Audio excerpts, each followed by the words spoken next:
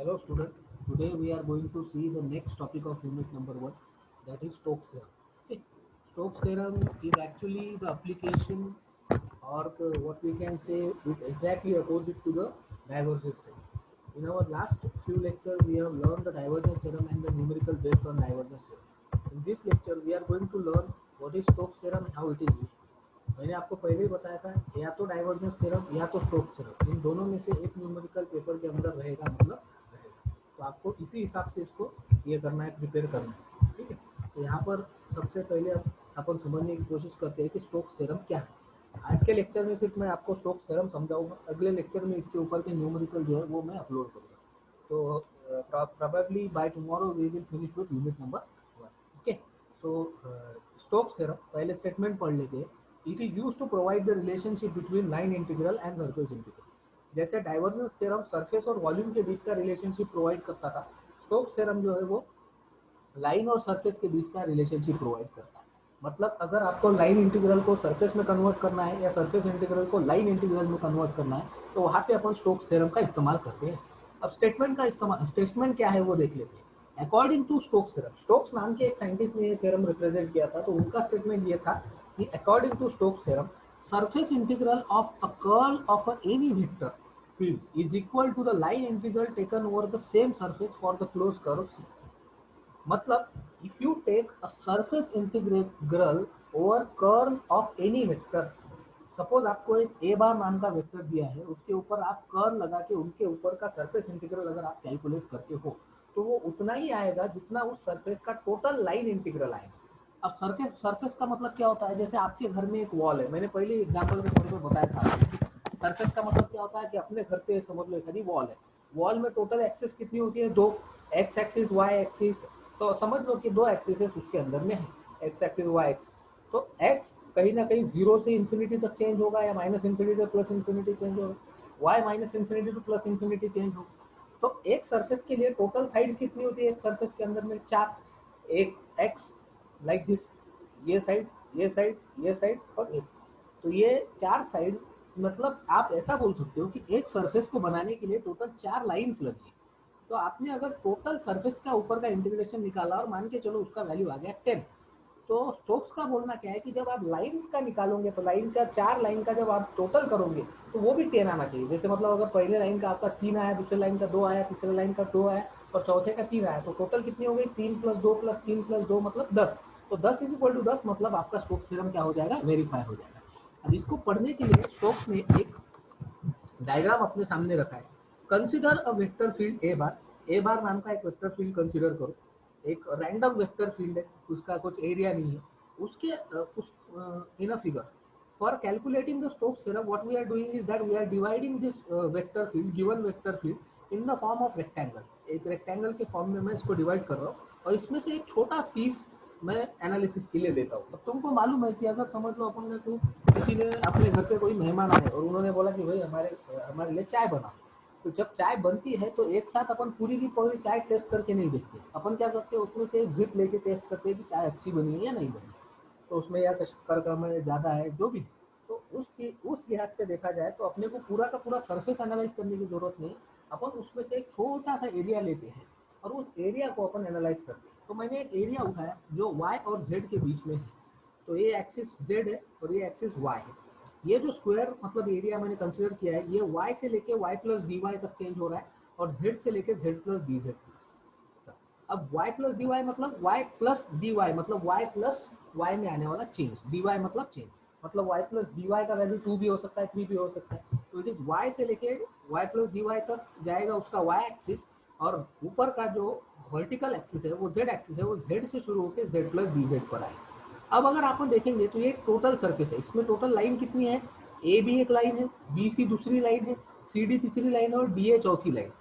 तो इसमें अगर अपन लाइन इंटीग्रेशन लगाने की कोशिश करते हैं, जो लेफ्ट हैंड साइड इंटीग्रेशन है स्टोक्स थ्योरम का, तो close surface A B C D का लाइन इंटीग्रेशन आएगा, line A bar dot D L bar, line A B A bar dot D L bar, उसके बाद ए बी के bar आएगा B C A bar dot D L bar, पहले A B, बाद में B से सी की तरफ, बाद में सी टू डी की तरफ, बाद में डी टू ई तरफ। तो line integration over A bar dot D L bar for A B, a bar dot dl bar for bc, a bar dot dl bar for cd and a bar dot dl bar for da, ठीक है total. तो अगर अपन इसको integration को लिखते हैं तो integration मतलब dl मतलब क्या होता है, लेंथ अलोंग द डायरेक्शन, ठीक है। y है तो y आएगा, z है तो z आएगा।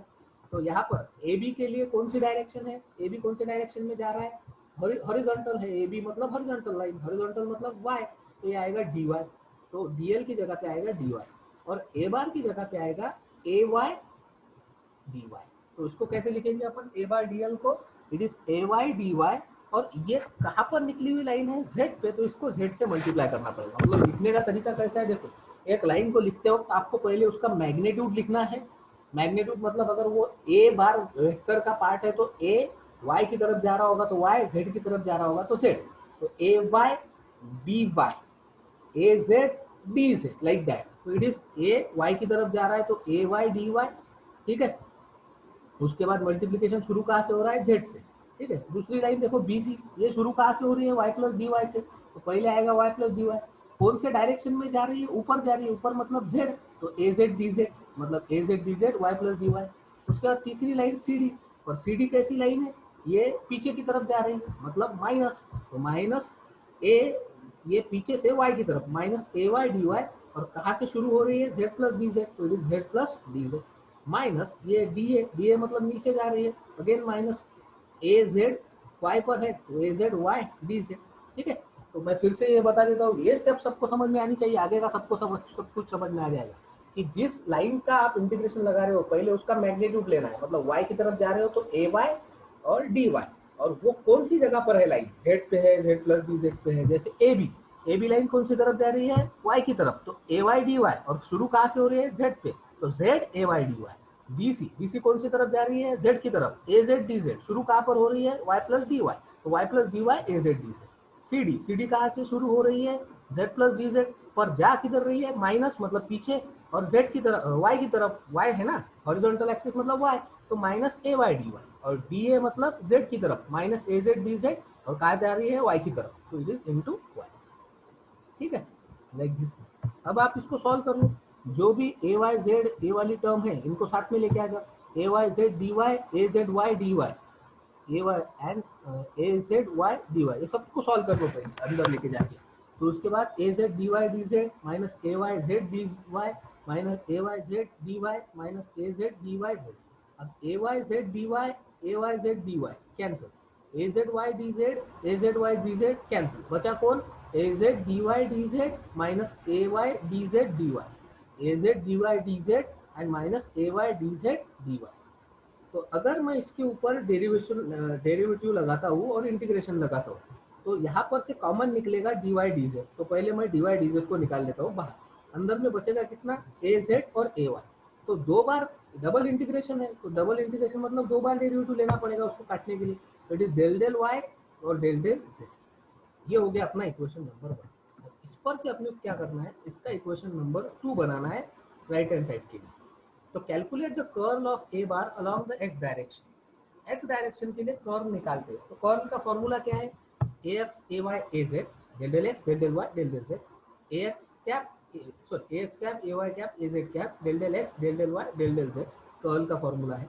और A X A Y A Z, अब आपको किसके लिए निकालना है, फॉर एक्स, तो ए एक्स कैप निकलेगा बाहर, ये कॉलम और ये रो छोड़ दो, मैट्रिक्स निकाल के आती है तुमको, del del Y into A Z minus del del Z into A Y. ये तो वही वापस आया है जो ऊपर था, del del Y A Z del del Z A Y. मतलब ये जो डबल इंटीग्रेशन था ये किसका कंप्लीट इंटीग्रेशन है, फॉर एक्स डायरेक्शन का complete integration. Curl of del bar cross A bar along A X, ये आ जाएगा। इसी तरीके से स्टोक्स थ्योरम क्या हो जाएगा, वेरीफाई हो जाएगा, ठीक है। इस तरीके से आपको स्टोक्स थ्योरम को क्या करना है, वेरीफाई करना है, ठीक है। मैं एक से वापस से एक बार रिवाइज कर देता हूँ। आज मैं सिर्फ स्टोक्स थ्योरम ही पढ़ाने वाला हूँ, इसके ऊपर के न्यूमेरिकल मैं कर लूँगा, ठीक है।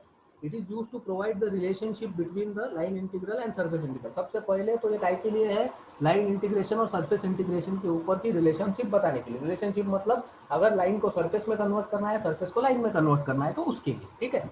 अब let us consider a small rectangle. इसको खोलने के लिए अपन ने क्या किया, एक रेक्टेंगल लिया जो ए बी सी डी नाम से अपन ने डिनोट किया। ये पूरा रेक्टेंगल मतलब एक सरफेस है, उस सरफेस को अपन ने ए बार नाम का एक वेक्टर करके कंसीडर किया। अब ये सरफेस में टोटल 4 लाइनें, A B C D D A, अगर आप चारों लाइन की तरफ ध्यान देते हो तो A B forward line, forward direction में जाने वाली लाइन है, मतलब पॉजिटिव। बी सी अपवर्ड जा रही है मतलब पॉजिटिव, सी डी बैकवर्ड जा रही है मतलब निगेटिव, और डी ए डाउनवर्ड जा रही है मतलब निगेटिव। ठीक है, तो ए बी वाई की तरफ जा रही है तो उसको वाई के वैल्यूज आएंगे, बी सी जेड की तरफ जा रही है तो उसको जेड के वैल्यू आएंगे, सी डी भी वाई की तरफ है मतलब वाई डायरेक्शन की मूवमेंट को पैरेलल है तो उसको भी वाई की वैल्यू, और डी ए को जेड की वैल्यू। ठीक है, पहले ले रहे हैं अपन ए बी मतलब ए वाई डी वाई, और वो लाइन है कहाँ पर, जेड पर, तो A Y D Y Z. फिर बी सी मतलब ए जेड डी जेड, और वो लाइन है कहाँ पे, वाई प्लस डी वाई। ठीक है, उसमें C D A Z D z, sorry A Y D y, और ये है कौन सी लाइन पे, जेड प्लस डी जेड, और बाद में ए जेड डी जेड, और ये है कहाँ पर, वाई। इन सबको सॉल्व करो, जो सेम टर्म है उसको कैंसिल करो, यहाँ बचेगा A Z D Y D Z minus A Y D Z D Y. इसको सॉल्व करने के लिए इंटीग्रेशन के फॉर्म में मैंने लगा दिया है डायरेक्ट डबल इंटीग्रेशन। अब यहाँ पे डबल नहीं था, तुमने डबल ले लिया तो उसको काटने के लिए दो बार डेरिवेटिव लेने पड़ेंगे, क्योंकि एक इंटीग्रेशन को काटने के लिए एक डेरिवेटिव, तो एक बार y के लिए लेते हैं डेरिवेटिव, एक बार z के लिए लेते हैं। इसको मैंने मार्क कर दिया इक्वेशन नंबर 1। अब मैंने क्या देखा कि ये जो इक्वेशन नंबर 1 आया है, अगर मैं डेल बार क्रॉस ए बार का पहले कर्व निकालता हूँ फॉर x डायरेक्शन, सिर्फ x के लिए, y के लिए निकालेंगे तो दूसरा, z के लिए निकालेंगे, सिर्फ x के लिए निकालते हैं तो x का कॉलम और x का रो छोड़ दो, आएगा del del y A Z minus del del z A. ये सेम टर्म अपने को वापस मिल रही है जो इक्वेशन नंबर 1 है। मतलब अपन ऐसा बोल सकते हैं कि yz प्लेन के सरफेस का integration, line integration is equal to x के हिसाब से लिया गया curve, that is nothing but an Stokes. ठीक है, इस तरीके से अपने को क्या करना है, उसको